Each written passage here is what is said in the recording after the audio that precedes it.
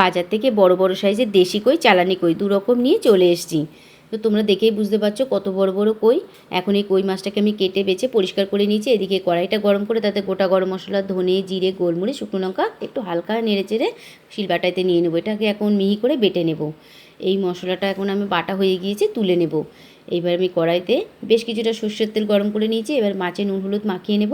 নিয়ে মাছটা একে একে গরম তেলে ছেড়ে দেবো। সঙ্গে সঙ্গে মাছটা উল্টে পাল্টে দেবো, নাহলে মাছটা বেঁকে ছোটো হয়ে যাবে।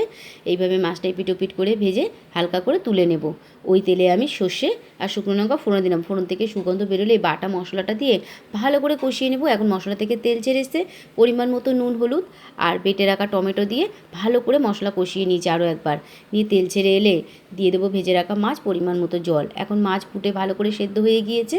এখন ওপর থেকে কয়েকটা কাঁচা লঙ্কা, বেশ কিছুটা কাসুন্দি দিলেই আমার তো পুরোপুরি তৈরি হয়ে গেছে কই কাসুন্দি। এখন গরম গরম ভাতে আমি কই কাসুন্দিটা তুলে নেব। নিয়ে মুখে দিতেই স্বাদে ফাটাফাটি।